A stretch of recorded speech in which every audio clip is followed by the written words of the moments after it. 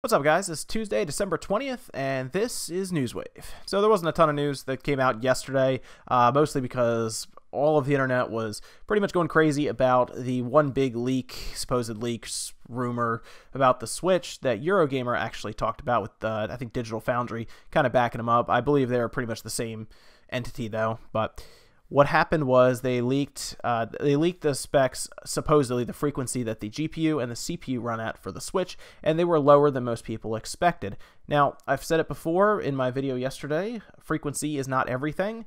Don't take all of that as gospel. Again, we don't know enough about it, but the internet went crazy, and most people have basically freaked out to the point where they don't think the Switch is going to be able to gain any traction because third parties will not be able to develop for it, and so on. So most people are worried that the Switch is going to repeat what the Wii U has done. And you know what? I have to say, Eurogamer did not do much to kind of try to put the fire out there. They really hammered home possibly how weak the system will be if that's the case. But again, if there's anything I've seen from most places, it's they don't know what they're talking about most times when it comes to this, and they try to decipher it from the leak. So don't really believe anyone until it comes from Nintendo or Nvidia's mouth at this point, guys. So again, take all of these rumors with a grain of salt, okay? So moving right along to Resident Evil 7 is going to have the de novo, if I said that right, hopefully, de novo patch. And what that's going to do, it's a security patch that is very difficult to break. In fact, Tomb Raider had this for a while, and it took a long time for pirates, essentially, guys, on torrent sites to break through this. And what they ended up doing, they couldn't even break it. They actually had to end up bypassing it, which I guess essentially is breaking it, since then they can still play the game, but it is a very difficult form of DRM to break. Now, this tells me that Capcom, because of all the stuff they've said about trying to break sales records, they want to try to sell 5 million copies in the first day. This just seems like an added security measure to use this type of DRM. It won't affect like actual gamers too much. Most of the time you don't even notice it. It's more like a low-level program that stops people from just cracking the software. So it won't affect gamers much, but keep in mind they are doing this really to protect it. It looks like they're trying their hardest to make this a really good selling game, mostly because I know it's going to incorporate VR, and they do not want, from what I can tell, PC users to be able to pirate this thing, because it's going to be it probably cost them a good bit of money to make this happen. You know, it's funny, there was a really bad Switch news we talked about that everyone was freaking out about, the whole rumors and everything, but what actually ended up also happening yesterday, it was confirmed that the Switch will actually be essentially pioneering a couple different things here, mostly because the Switch will be supporting Vulkan, OpenGL 4.5, OpenGL ES.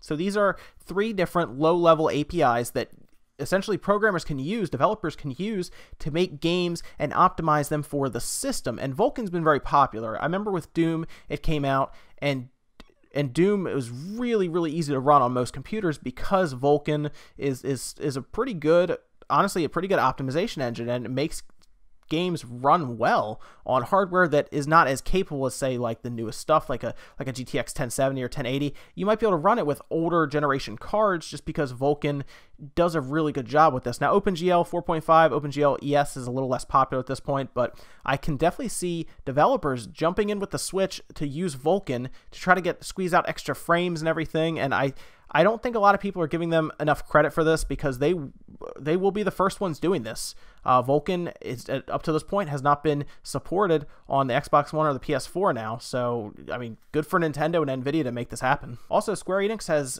essentially announced an event that's going to kick off the 30th anniversary year for Final Fantasy. The event is titled Final Fantasy 30th Anniversary Opening Ceremony. It'll be held at the Toho Cinemas venue, and it will take place on January 31st at 5 p.m. and 6:30 p.m. Now, the admission's free for up to 200 people, but is going to be selected essentially by lottery, and you can actually basically enter their lottery online at their website. Also, a Japanese Square Enix membership on their website is required, so make sure you're signed up for that and everything as well. It's also worth mentioning, guys, that this event basically falls directly on Final Fantasy VII's 20th anniversary, which was released way back in the day, January 31st, 1997. So that's kind of a cool touch on their part. I assume it was planned that way because they'll probably do something Final Fantasy VII related there, maybe including showing more stuff from the eventual remake of it. But we'll see what happens. It's going to kick off the full year that we talked about before, where there's going to be some awesome games coming out, including the full compilation CD disc for the PS4 that's going to have Final Fantasy 1 through, I think, 9 on it. So we'll look out for that too. But if you're in the area on January 31st, go check it out. I mean, you could sign up. It's a lottery system. Why not? And we finally saw this alluded to trailer for Seasons of Heaven that came from AnyArts, and it was released yesterday and shown off in great detail for people to kind of look at and speculate on and everything. The idea here, though, is that it is running on a PC. They've pretty much come out and said that since the teaser. The reason for this, guys, is they don't have a dev kit, which is interesting to think about. I mean, they're developing a game for the system. You think they'd have a dev kit, especially since all these other guys have dev kits that are leaking stuff. Interesting, right?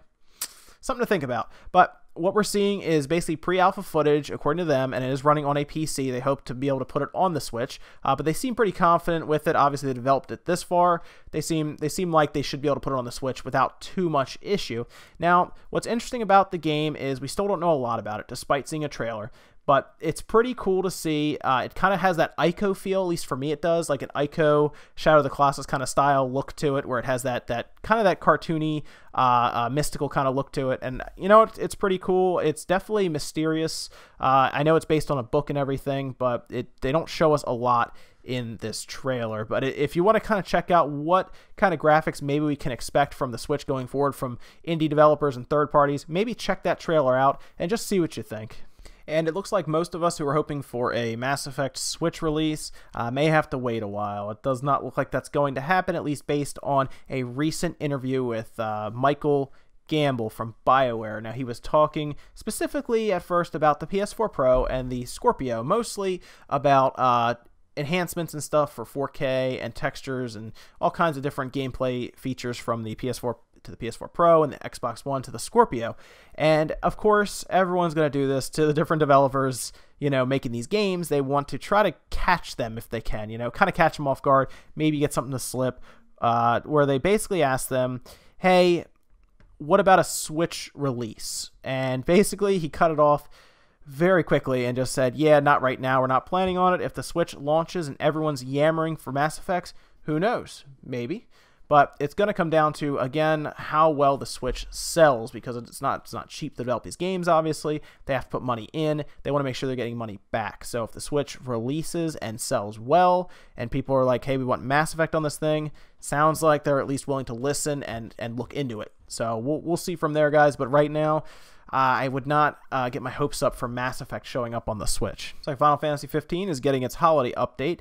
This coming from Square Enix. They now confirmed a date of December 22nd, and they've even announced a few extra things and items that are coming with it that they didn't talk about before. Now, the holiday pack will come in two varieties. There's, of course, going to be a free version, which is available for everyone, has more limited number of items and included with it, while there's going to be a premium, obviously one that costs more money, holiday pack, and it's going to be available, of course, for those who have the season pass. If you've already bought the season pass, don't worry, you'll just be able to download the premium version. One of the big items that's included in the free holiday pack version, basically, is something called a Nixperience Band. Now, what that's going to do is it stops your characters from earning experience, and this is to make it harder, I guess. If you want like a challenging playthrough where you don't level up at all, really, or you want to stop yourself from leveling up because it's becoming too easy, you can put this band on, essentially, and it will stop you from leveling up. It's also going to be something called the Stamina Badge, and that's going to have Noctis basically be able to sprint and hang without losing any stamina, which I'm sure is a pretty big game changer for a lot of people. Both packs also contain new clothing items for Noctis, sheet music that increase AP earned for A+ battle ratings, and more accessories. There's a lot of stuff in this, guys. It's worth going through and seeing, because it's going to be free, of course, for the free version, check out the premium one if you don't already have a season pass. See if it's worth getting the season pass for, because I know they are talking about a lot of other stuff added to it. And of course, what I think is the biggest part of this update is the fact that they're adding New Game Plus. They told us a while ago that this was going to be a feature that eventually showed up where we would get New Game Plus, and now we're finally getting it on December 22nd. And New Game Plus is going to do exactly what we think it should. It's going to let you start the entire game over with all of your data intact, items, levels, all that good stuff should be intact. So that could make playing through again interesting if you're trying to either max level or you want to run back through the game if you missed something, or if, for example, you just want to kick the crap out of the game. And that's it for Newswave today. There's not a lot of news. Like I said, that whole Nintendo Switch thing really took the day over. It was kind of weird, honestly, because it's just a rumor and it took the entire internet over. So I don't know, but not a lot of other stuff came out, but we're always here every morning talking about it. So I'll see you guys tomorrow at 10 a.m. sharp. So come see me then. Make sure you like, subscribe, comment, all that good stuff, and I'll see you tomorrow, guys.